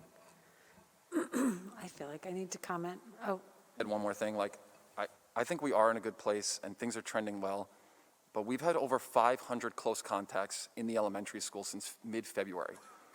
In like 3 months, 500 kids have missed at least 10 days of school, probably closer to 2 weeks, given our quarantine policy, given the quarantine policy that's dictated by the guidance based on our Cali score. So I just don't want to tell a kid that they can't go to field day or can't go to their 5th grade clap out because they were in school with a student who tested positive that they sit 20 feet away from. Because our policy, we're refusing to even, I understand what Nick's saying, but what I'm hearing is that we're refusing to even look at, reevaluate it in any way, even though we just did it for the middle school and the high school at the same. And I don't know that it's necessary that we even look at the elementary policy at that time, but I really don't get the extreme reluctance and objection to look at this and to reevaluate this, even though we've already done it. And when we did it, by the way, things were pretty bad. The entire state was in high. Our Cali region was in high, but we made that determination to switch it then for the middle school and the high school, where we were seeing objectively many more positive students at that time. But we're not willing to look at it now when we're in moderate. The whole state is in moderate, and we missed being in low, green, by 2/100ths of a point on one of the indicators on the Cali score. So I just really don't, for the life of me, I do not get why there's such an objection to this. It's really... Mr. Salmon, I don't think there's any objection to looking at things and trying to be thoughtful. I think that's what we've been doing for a long time. My concern is in setting some kind of hard and fast rule. Where are you hearing that, though? That's what everyone's saying hard and fast. I'm hearing policy, right? So I'm hearing policy. So what are you proposing that the policy says? First of all, respectfully, there is no policy written on this. This was never discussed at policy. This, in our return to instruction document, it doesn't define close contact. No. It says in our daily screening questionnaire for staff and students, if you are a close contact, mark the box. In parentheses, 6 feet, 15 minutes for 24 hours. Mm-hmm. There's also a form that you can take to your physician, and your physician can say, were you a positive? Were you a close contact? Close contact, 6 feet, 15 minutes for 24 hours. So there's no policy written anywhere in any of our documentation or in our policy about what this process is. So I know you suggested let's look at this in the policy committee or take this to the policy committee, but I couldn't find a policy on this. So this is an informal policy that's subsumed within our return to instruction plan. So I think it's something that we can act on essentially whenever we want, the same way we did in April for the high school and the middle school. So what I want is just to do what we're doing at the middle school and the high school. Just start with 6 feet, 15 minutes. Start there. Then do the investigation that Ms. Sarabera and the nurses and the Board of Health and Dr. Spies are already doing. If it turns out that they talk to the teacher and the teacher says we were doing group instruction, then you might have to quarantine the entire class. That's absolutely fine. I'm not saying don't use your professional judgment, don't use your skill, don't use your experience of what you've been seeing, but just start at the same place that we're starting at in the other schools, because then we might not have to quarantine that fifth grader that sits 20 feet away from the positive student or the entire class, and they might not have to miss the fifth grade clap out. That's all I'm saying. Just start from there. Right. Listen, I'm not looking to be difficult or try to get anyone in a situation where they're missing anything, right? The problem is that right from the get-go, I feel that self-contained environment is at a disadvantage. Based on what? That's based on being in the space for 5 hours. But, okay, so what's the minimum threshold of duration? It's not known. Well, no, it's 42 minutes, because we know that from the high school and middle school. We don't quarantine at 42 minutes. But it's not the same space. They are in different spaces. Even if you have But it's a class. What do you mean space? It's a classroom. It's a box. But it's not the same box with the same students. In an elementary school, it's the same box with 20 kids or whatever it is, all day long. If you're going through the high school, it's three, even if they have 3 classes together, it's 3 different rooms. So that opportunity for that buildup is not there. But the reason that is because it's 6 feet. That's the exact point. That it doesn't matter that they're in a different box. It matters how close they are. So even if they walk to 20 different classrooms, if they're within 6 feet, that's the point of the guidance. It's the proximity. And at the elementary school, we're not using that as a factor, really. Can I ask a question, just for clarity's sake? Are we saying that without, because I was very supportive of the more discerning view of the middle school and high school when we were just quarantining an entire class, but are we saying that without any discerning, it's just automatically the whole class? Or No, there is an There is evaluation, but the default rule is if there's a positive at the elementary level, then you quarantine the entire class. So whether it's a student or a teacher, that's the default. So then there might be an investigation beyond that for like shared specials, or if the kids go to a different classroom or something like that. I know that there's analysis that's done beyond just that. And that's all I'm saying. Like, don't keep doing that analysis. If the kids are sharing special time or they're with other kids and you have somebody that can say there's other kids within close proximity to the positive student or staff, still do that. That's contact tracing as far as I can tell, the basic contact tracing, do that. But just start with this, rather than default of quarantine the entire class, then do the evaluation, just start with 6 feet, 15 minutes, then do the evaluation. It's a small change, I think. I kind of feel like I think you're saying something that's similar to what others of us are saying, but like there's like a disconnect. So I feel like I think there haven't been a whole lot of whole elementary classes. There's obviously at Oak Street, we know there was, but not since things got better, with the rates. And so I think there's a lot of factors different now than there was, 2 months ago or 3 months ago. Like the rates are lower in general, except for the one incident, things have been going better.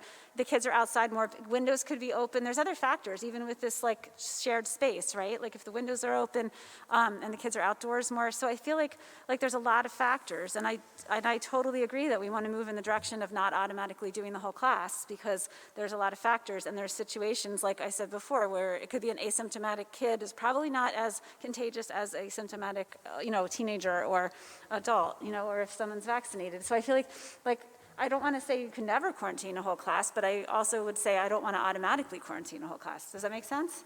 Yes, I see Ms. Hira's hand.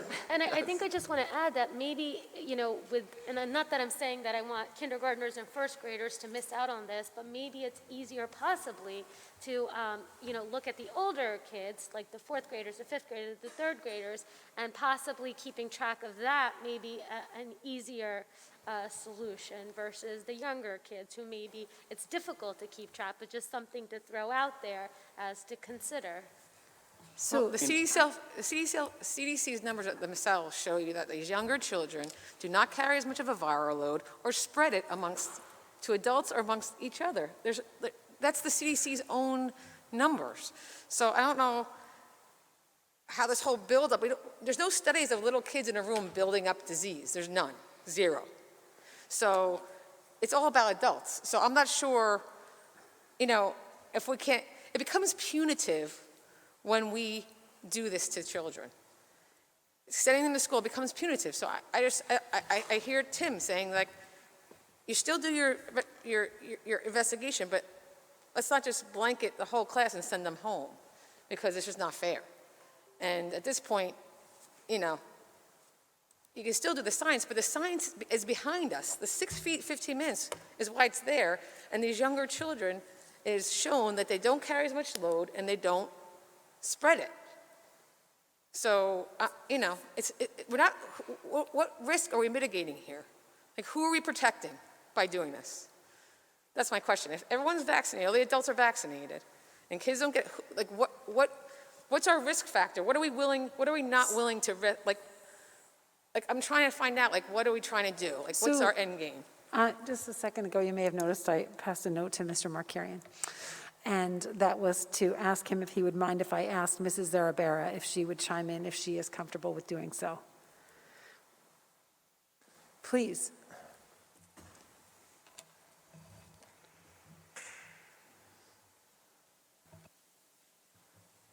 I'm not sure if that mic is on, Rita. Yeah. I think it is. Can you hear me? Yeah. Okay. Thank you. So I appreciate all of your concerns and comments. I really do. I know everybody's objective is to have as many kids back in school full-time and not send them home. We're with you. I promise you that. But I would say for you to consider the fact that this district has, I believe, 13 health professionals that you've hired. We have 2 athletic trainers, and there's 10 nurses, and then we have a medical director. And so I would ask you to trust them. We've all been working really hard all year.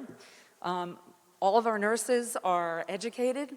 Most have graduate degrees in nursing, years of clinical experience. And we've, as all of you have, and all the residents here, have followed this virus, and it's still evolving. We're still learning things. So the policy that we do have is there is a district policy on contact tracing. And if you go back to that and look at it, it says that the school nurse is the health director for her school. And so they are responsible for doing the assessments and determining a plan to keep everybody safe and healthy and to keep schools open, right? And so that's what we've been trying to do for the year. The policy doesn't say 6 feet, 15 minutes. That's a guidance that comes from CDC and from New Jersey Department of Health, and we do start with that. We start with that when we look at every single case that's come in over the last 15 months. But from there, we make determinations based on many, many factors, and I did try to communicate that in some emails with Mr. Salmon. So we start with all the classes. We look at if it's a student or teacher that tested positive. We look at every interaction for 48 hours prior to symptoms starting. We look at any adults that came into contact with that person and any students. And then we look at how physically close they were, how much time they spent with them. We talk to the adults in the room. We ask about what were they doing in class that day? Were there group projects? Did they turn their desks and face one another so that there was a dialogue going on? Did somebody get up and do a presentation in the front of the classroom? Did they wear masks all the time? Did they take their masks off for snack? Did they eat lunch together? All of those things are considered. Did they go to an art room? Did they go to a music room? Were they singing? Were they outside in the playground? Are they climbing on things together and they're close up? What did they do in PE? Did they do something where they had really close interaction, or are they separated? And all of those things are factors for us. So yes, we certainly do look at the middle school and high school a little differently. Those students really do spend 40 minutes together and move from one class to another, whereas in the elementary, as Mr. Markarian mentioned, they're together for a long time in one space. And that does matter. And if you look at CDC, some of the information they have, and a lot of the papers that have been published, duration matters. The duration of time you spend in one area, in one box, essentially one room, it does matter. So we consider that. We also do look at how many times a student, maybe in middle school or high school, spends with a person that's positive. So if it was a student that had COVID, we will look for duplication. So if they were in the same room for maybe 3 periods with that student, we do look at that. That is a factor. So we have not, I know that was a question you posed to me, that is not the one factor that would make us quarantine someone, but it's a factor we consider when we look at who we're going to quarantine. I'm just trying to think of some of the things that came up that I wanted to mention. We have, as a district, we've moved off some of the other guidance that's been put out by New Jersey Department of Health. For instance, all of the other schools in Somerset County still quarantine students or staff that are close contacts for 14 days. We don't do that, right? We changed that weeks ago. We moved to a 10-day quarantine, and we actually allow testing at day 5, and people can come back at day 7 if they're negative. And I'm not sure if you're aware, but in the last 2 weeks, we've had 2 people who were exposed, who we quarantined, who tested negative at day 5, but by day 7, they tested positive. And so they would have been back in the building. Luckily, they were still out, and they started with some symptoms, and we were able to have them out. But they would have exposed people if they were back.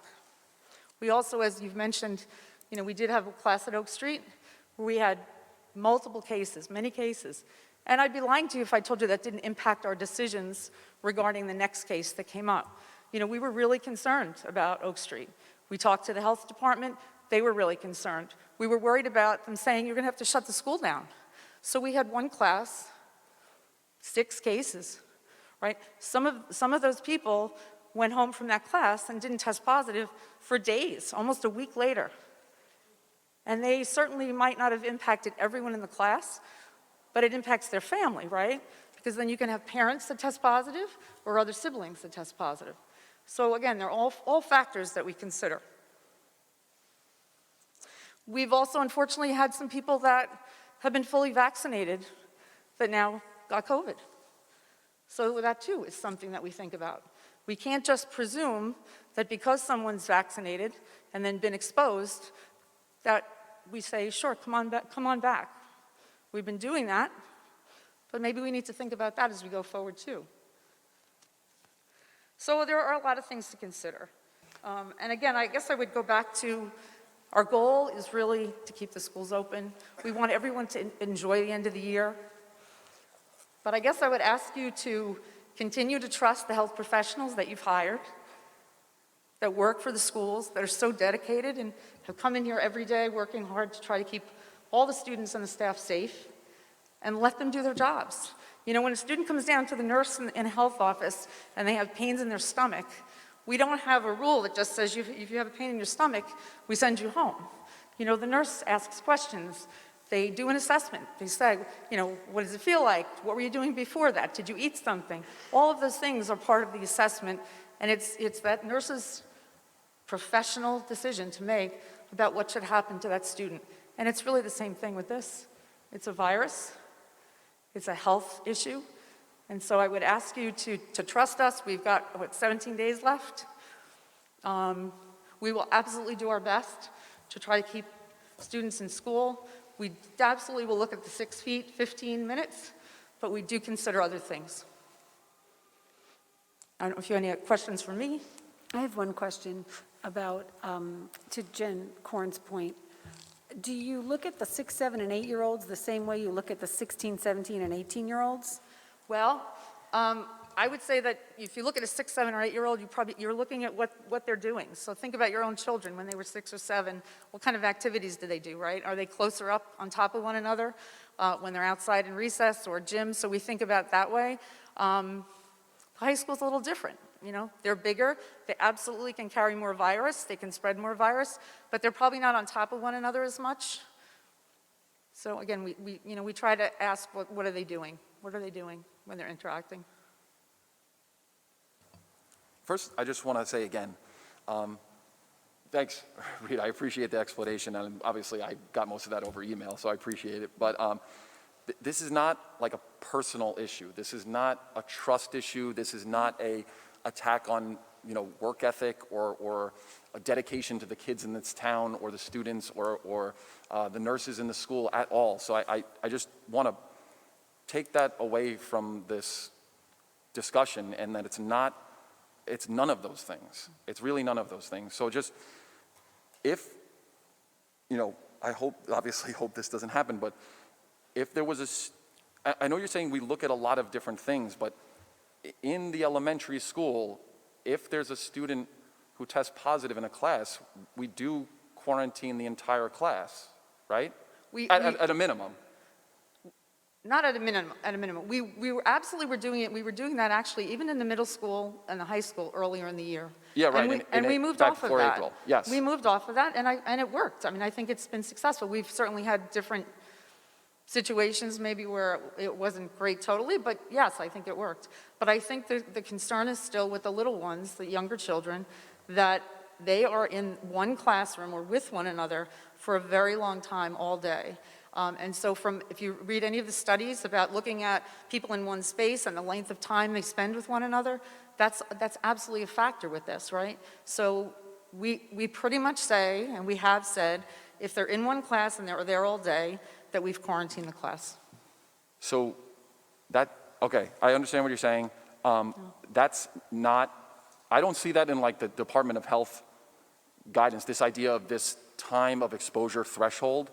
So that's where I just get like a little, not concerned, but just like that means there's a variable in there that we're kind of putting something in. We're saying that there is something between 42 minutes at the high school and the middle school and 5 hours. And we don't know where it is, but it's somewhere in there. And like you said, you do track this idea of kids having multiple classes together at the middle school and the high school, but from my understanding is that we've never actually quarantined or deemed any student a close contact based on that factor? Not just on that unique factor. Right, so like, again, that means that that the duration of exposure is this kind of unknown somewhere in the range of 42 minutes to 5 hours that we can't really quantify or articulate, but we know that it exists. So I kind of come back to the thing, like, this isn't a trust issue, but like, if we're doing it at the middle school and the high school, our neighboring district that's also governed by the Board of Health, like that Ms. Forgione also administers, Bedwell, is doing this at their elementary school. Why do we want to do something that adds this idea of somewhere between 42 minutes and 5 hours, there's a duration of exposure threshold by which kids should be deemed a close contact at the elementary school? So if we're going to be consistent, then why did we move off of the 14-day quarantine that all the other schools do? I think because we're in yellow now, so we don't have to do that? Nobody else did that. I mean, even what, they stayed at 14-day Well, so quarantine. So I guess I would just say, how does we quarantine haven't just impact this always analysis? followed, I guess we haven't always, I'm sorry? How does the quarantine threshold impact this decision on Well, who's a no, I'm close just saying as contact? far as policy, because you were referring to some of the other schools, we haven't just always done what the other schools do. We do look to the health department. We've asked for their advice. You're talking about Berners Township Health Department? Berners Town. Yeah, right, okay. Yeah.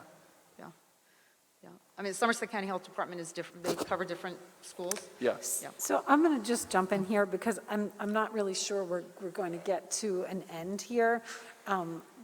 Technically, we're not even really, this isn't a policy meeting, so we're not having a policy discussion to vote on a policy. We don't even have one proposed on an agenda here. So this was a discussion to express concerns and. Can I just make a quick point on that? Again, there is no written policy on this. I There's no understand. number. There's nothing in our return to instruction. There's nothing in our Strauss estimate. There's nothing you can go online and find, or in our return to instruction document that defines any of this. And I don't disagree with that at all. I am agreeing 100% with that. But my point was simply that this is a conversation, but it's not one that the outcome is a policy.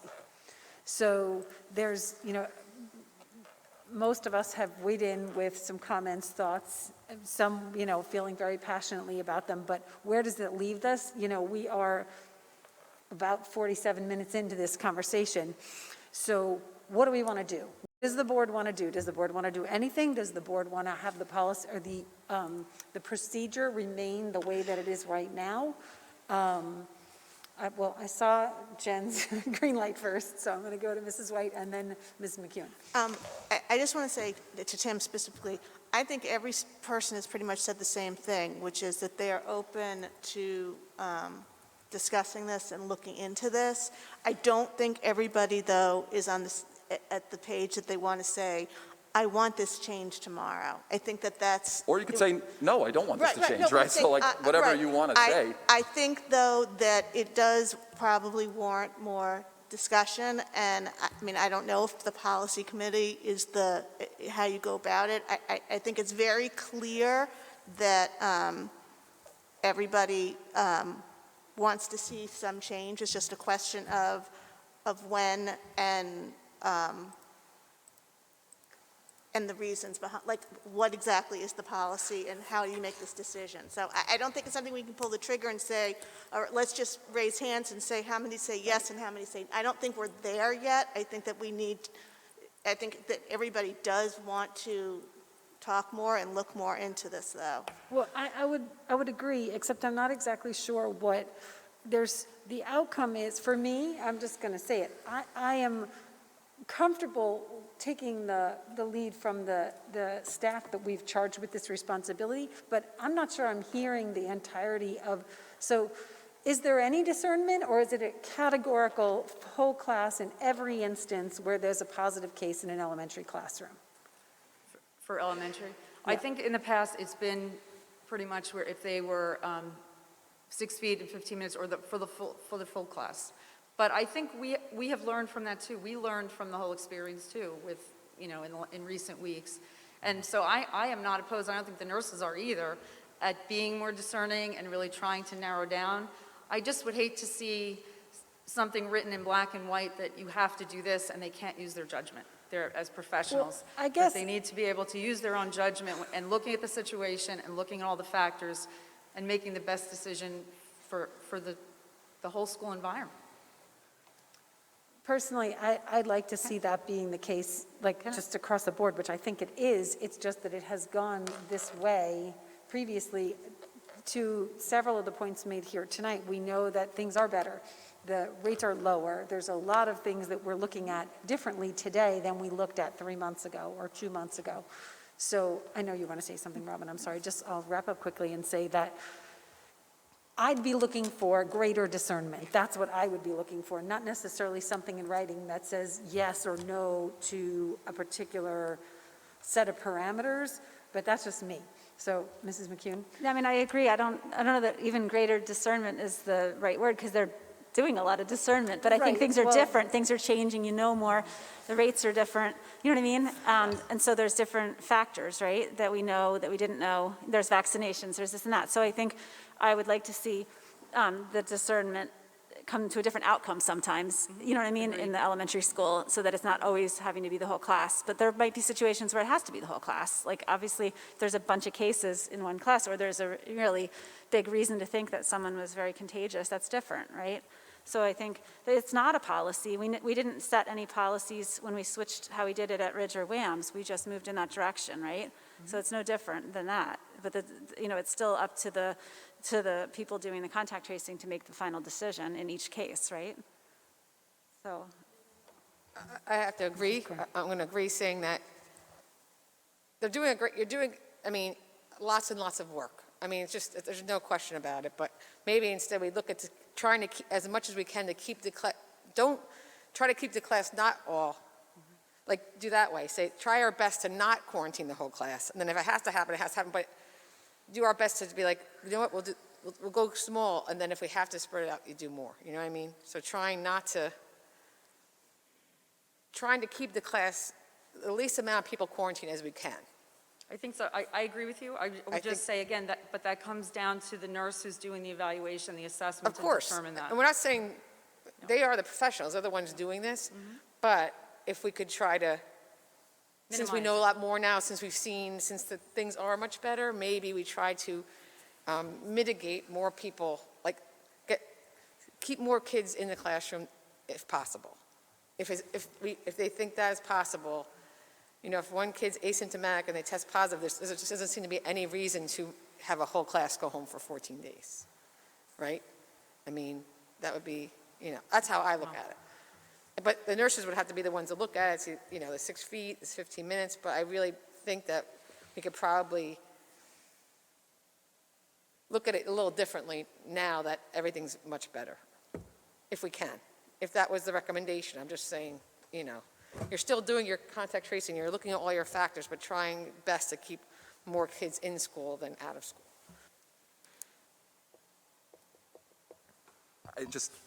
I'm sorry, this is like the paranoid lawyer in me, but like if you know, God forbid, a nurse comes in tomorrow at an elementary school and finds out that a student in a classroom tested positive, are tomorrow, or you know, I don't know based on what Jen said how anybody else feels, but like I feel like I'm still hearing that tomorrow that entire class would be sent home for quarantine. And then at a minimum, then the analysis would take place to see if there was any other children or staff that should be sent home as well. But I still feel like is that the minimum that we would do still? Well, I don't think I said that. I think I said that we look at that, and I think I would just ask you to know that we would look at the other factors and I also think, yes, things are different now than they were 2 months ago. So But Rita, I totally agree with what you're saying. I don't mean to cut you off, but like if a student tested positive in an elementary class tomorrow, would that entire... I can't tell you at 8 o'clock tomorrow morning. No, okay, fine. fine, in 3 days. But I'm just saying, like, is that the default rule that we're using at elementary school? Yeah, right? It has been, but I hear what you're saying. I think we all hear what you're saying, and I guess I'm saying I certainly can meet with all the nurses tomorrow, and we can talk about it again. You know, every time we have a case, at least 2 nurses talk, review things, either myself with a nurse, or there's 2 nurses at an middle school or high school. I mean, we consult with one another too to make those decisions, and we will continue to do that, and we will absolutely do our best. But that, you know, there are just a lot of things to consider. But I absolutely hear what you're saying. Okay. Yeah. I appreciate it. I mean, I know it's a lot of work, so I really appreciate what you're doing. Sincerely, despite how I might have come off here tonight as antagonistic and potentially, but I know you feel the exact same way. No one wants to tell a first grader that they have to be in quarantine and spend their last week of school on Zoom. And I'm trying to get to the point that we can get there while being as conservative as we've been and as safe as we've been, getting to that same point and giving kids that are outside of the rule that we currently seem to be defaulting to, like give them the other students that might not be quote-unquote close contacts that chance. And I know that you feel the same exact way. So I'm just trying to see if we can use your professional judgment and the nurse's professional judgment to get there, and not have this, kind of more blanket, bright line rule of quarantining the entire class. I didn't mean to take up a lot of time. Thank you very much for coming up to the mic for us, Mrs. Arabaro. Does anyone have anything else for board forum? I actually have one other question. Separate. There's going to be a time limit on this one, Tim. Do I get, if I didn't hear Krutz ding, so, no, we just got there was an SOS Express sent on Friday about mask guidance for the district. We did get at the elementary schools like a repeat of that, but there was something about temperature and humidity in there. Can you just give us a little background on that, Mr. Markarian, because it wasn't in the SOS?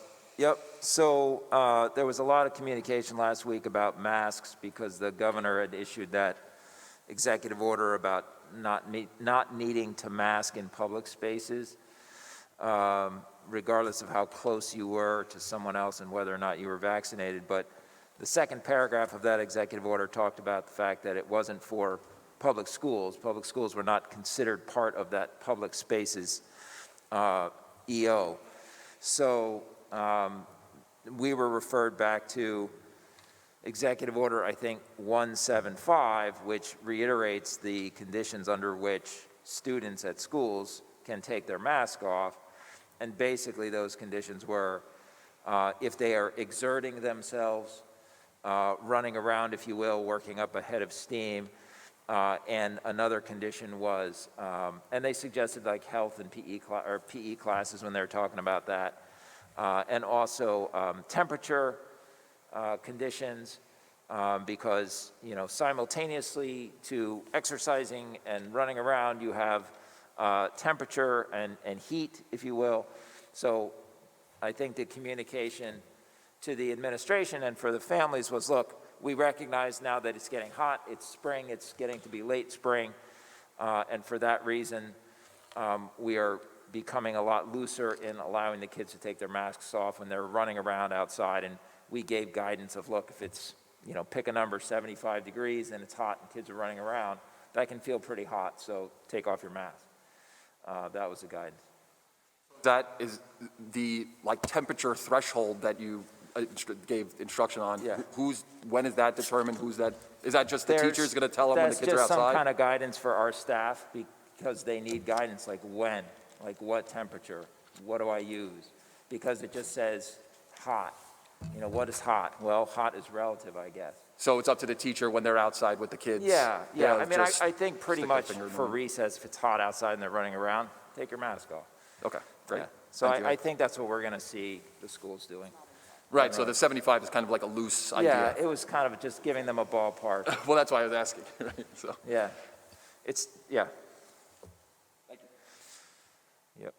Mrs. White? I just wanted to say that it may have been quite the discussion, but it was just so nice to be able to have a discussion because it doesn't translate the same way on Zoom, and maybe we would have been able to have a better discussion on this if we had been in person, sooner. So, it's nice to have this normalcy. Granted, we're all in masks. It's hard. I feel like I can't hear because I'm in a mask, which I haven't quite figured out why it affects my hearing, but it does. But despite that, it just was so much more engaging to be in person again. I And couldn't can be agree more. muted. Even though I think I saw Kristen trying on her laptop. I don't know what she was doing. I could not agree more, Mrs. White. And I noticed that for some reason, there's some people that I can hear better with the microphone than others. I don't know if it's placement of the speakers or whatever, but I do, despite my comments about the time, I enjoy the fact that we were able to have a conversation like this and have discussion. I think that's definitely been missing with Zoom. And I just want to add, as we've been sitting here, some people have trickled in, and it's really nice to see a handful of people in the audience. Thanks for coming out and joining us in person. We hope to see you again soon. We'll be back June 7th we have the appointment of a new Board of Education member that evening. So you can come out and hear those individuals who have come forth, completed the packet to potentially be appointed to the vacant seat on the board. Mrs. McCune? I have a question for the end of the year, next couple meetings.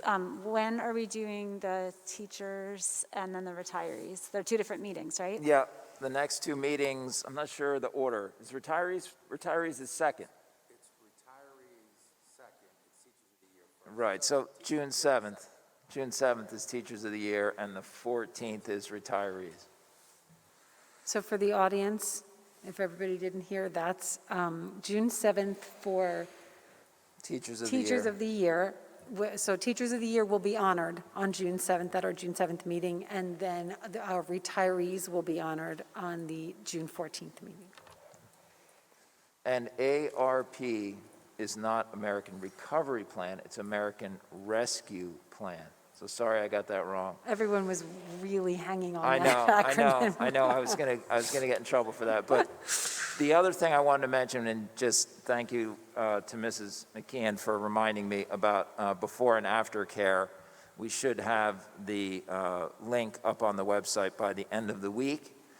And as long as we have the interest and enrollment, we will definitely be running before and after care again next year.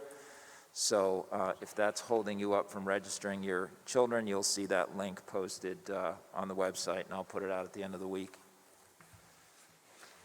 So with that, is there anything else, or do I see any hands as a motion for adjournment? Ms. Beckman and Mrs. Korn. All in favor? That was all hands, Mr. McLaughlin. Thanks, everybody. Have a good night.